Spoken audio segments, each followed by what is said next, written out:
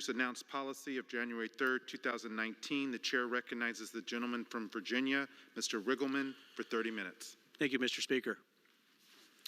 I rise today after 2 years of service to address this Congress for perhaps the last time. I rise today humbled by the opportunities granted to me by this great country and the citizens of the 5th District. That I could go from living on food stamps decades ago to serving in this hallowed body is a testament to the American dream and the opportunity provided by this land of liberty. I would be remiss if I did not begin this address by thanking my beautiful wife, Christine, and my 3 daughters, Abby, Lauren, and Lily, for their support throughout this journey. I married Christine fresh out of high school at the age of 19, and she has been my rock ever since. And to have my 2 new granddaughters in Washington, D.C. with me today is an overwhelming blessing. I never intended to enter politics or subject my family to the challenges and strains that accompany public life, but they have taken on every challenge and continue to inspire me every day. I have spent most of my life in service to this country as an enlisted and commissioned airman in the United States Air Force and working for and with intelligence community and Department of Defense organizations. I served in the Balkans during Operation Allied Force, spent time in the Middle East, and deployed immediately after 9/11 as part of a team that mission planned the first bombing runs into Afghanistan. I was taken away from my family in service to the country I love. And while my family is with me now, I know that they made countless sacrifices to help me get to this point. Though my time in this chamber will be shorter than I may have hoped, I am proud of what we have accomplished. Just 2 weeks ago, this House passed H.R. 2466, the State Opioid Grant Authorization Act of 2020, a bill that might seem like a footnote in the congressional record to some, can save countless lives. One of my priorities during my time in Congress has been addressing the very real crisis of opioid addiction, which has devastating consequences for families across this great nation. I was sitting at my desk in Congress about 1 year ago when I got the call that my cousin Trey had overdosed not far from where I was sitting. I talked about this with my friend and colleague, Congressman David Trone, the Democratic Party lead on the state opioid grant authorization bill and the leader of the freshman work group on addiction. He had lost a nephew, Ian, to the scourge of addiction. We knew that something had to be done, and we came together in a bipartisan way to accomplish something great. And a special thanks to members Representative Sherrill and Representative Armstrong for their incredible support on this legislation. Trey and Ian, we worked to honor your memories and to help those who might not be able to help themselves. During my time in Congress, I've worked to expand access to broadband internet in rural areas, especially in those remote areas of the 5th District. Our rural communities need broadband access to keep up with the demands of the modern economy. Closing the digital divide is critical in enhancing economic opportunity, job creation, access to health care, and education in rural America. My district carries history matched by few in this nation. The first representative from my district was James Madison. I have used his legacy to guide me in my fight to protect constitutional principles, and I believe that his example is one that can guide all representatives in this body. James Madison said this: "A well-instructed people alone can be a permanently free people." I internalized that statement into a baseline for carrying out the duties as a representative of the people, duly elected by the citizens of Virginia's 5th District. My background as a veteran, an Air Force intelligence officer employed at times by the National Security Agency and working with other government agencies, taught me the value of honor, service, and integrity in all I do.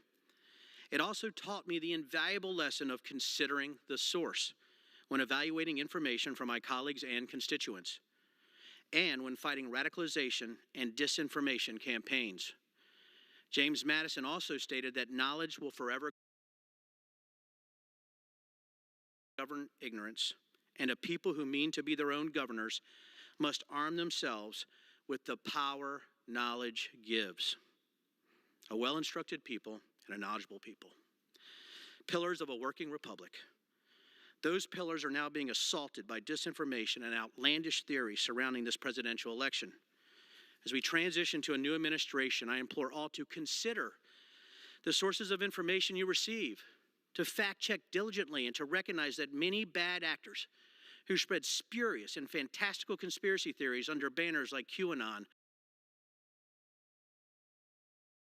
Kraken, Stop the Steal, Scamdemic, and many other emotive terms and coded language are not disseminating information rooted in knowledge, but with questionable motives and greed. They are rooted in misunderstanding or fraud, or in some cases, ignorance. To all those on the end of the disinformation fire hose, please know that I am you and you are me. Unbiased, fact-based information sustains our republic. My objective in serving my district was never to judge others, because all of us are only human. None of us has a special dispensation to over another. We are common in our belief that the Constitution stops the tyrannical encroachment of a man, woman, or group claiming to have some extraordinary knowledge that allows them insights that we as individuals cannot attain. Disinformation hinders our free exchange of ideas and creates super spreader digital viruses that create a fever of nonsense. Disinformation operations can attack specific pillars of democracy at strategic moments, from belief in democratic elections to trust in public health and public institutions. In technical terms, sophisticated influence operations using combinations of bot-like networks and synchronous mass posting behavior, termed coordinated and authentic behavior, is a tactic which disinformation peddlers such as QAnon community members use with great success to hijack the national conversation. My 2 decades of intelligence, warfighting, and counterterrorism experience, coupled with serving in the 116th Congress, is why I will not allow conspiracy peddlers to hijack our ability to conduct reasonable policy discussions for the betterment of all Americans. Just like creating a vaccine to eradicate COVID-19, we must work together to inoculate against the social contagion of disinformation, conspiracies, anti-Semitism, dehumanization, racism, deep state cabal nonsense, cults, and those grifters posing as servants of the people. Big data, machine learning, and facts-based analysis are the ingredients for our digital vaccine. If we build that vaccine, we can encourage facts over fantasy, people over politics, love over hate, and unity over division. I am now serving on the board of a nonpartisan organization that will utilize advanced analysis, data methodologies, and network modeling to track disinformation over social media. If you are in the grifting and propaganda business, know that I am not going anywhere. As I go back to my incredible life on 50 acres in the Blue Ridge Mountains, I can reflect on how I conducted myself in Congress.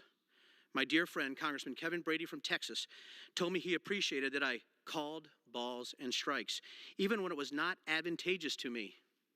To be clear, Kevin Brady is an example of that service and what calling balls and strikes looks like. So, let me call 3 pitches right now. First, I will always fight disinformation wherever I see it, hear it, or watch it. For those who spread disinformation, know that I will not stop in tracking those who push falsehoods onto decent Americans. Radicalization through disinformation has no place in the United States, and in this fight, I will not relent. Second, working together for the betterment of the American people in a bipartisan way is not a bug, it's a feature. Third, people are more important than party. Pandering is a political sickness. As I reflect on the accomplishments we have made for the 5th District, I am moved to recognize some of the many people who have made these accomplishments possible. Esther Page and Denise Van Valkenburg are dedicated public servants who serve the 5th District from before my time in office. Regardless of the party affiliation of the representative, they serve the people of the 5th District of Virginia exceptionally, and they should be lauded for their efforts. And to Jim Pomeroy, Steve Harvey, and Josiah Leonard, your service has not been gone unnoticed. It was never my plan to be a politician, so I should thank my staff for helping me to learn this process and do my best to serve the 5th District. Dave Natonsky, who served as my chief of staff through good times and bad, was an invaluable asset and friend. My current chief of staff, Haley Brady, is as competent as she is great. A big thank you to my legislative team, without whom the legislative accomplishments could not have happened. Boren Hoskins, a financial services savant with as devastating a wit as a pen. Eli Werple, my right hand on everything broadband and agricultural. Jason Eagleberger, my friend and confidant who spearheaded the China Task Force and helped with complex policy issues. Nicole Netwinch, who was my go-to for healthcare policy, and Lexi Klein, whom my 5th District constituents love and appreciate. To my communications team, thank you for your sound advice and constant guidance. Joe Chilak has been with me since I started my run for Congress, and his strategic leadership has been invaluable to my success. Kate Curry has made the most of her time in my office and exhibited incredible talent. And to Ben Mullaney, without whom I would not gotten this far, thank you. Jimmy Cady, thank you for talking me into this craziness and your leadership in guiding me through this beautiful and treacherous passage. Chris Woodfin, thank you. Your counsel has been invaluable. And to the cloakroom, thank you for putting up with me these last 2 years. And to my congressional colleagues, where there are far too many to name and thank, know that I am not far away. I am always available for a snort of bourbon, a tipple of irreverence, and a nod to Bigfoot. In January of next year, the 5th District of Virginia will be represented by a new member who I hope will heed these lessons. That service to your district should be your priority. Courage in the face of disagreement should be lauded, not ignored. And to always remember the strength of holding to your principles will last far longer than any allegiance to a position or party. There's an incredible dart game scene in the show Ted Lasso, where Ted is vastly underestimated in a darts competition and ends up besting an arrogant opponent, a former owner of the soccer team that Ted coaches. Please watch that scene. In that scene, Ted quotes Walt Whitman. Be curious, not judgmental. Let's not throw hyperbolic darts at each other. Let's rely on facts and compassion. Let's listen together and move this country forward together. May God bless the Commonwealth of Virginia. May God bless this Congress, and may God bless the United States of America. And for the last time, Mr. Speaker, I yield back the balance of my time. The gentleman yields back.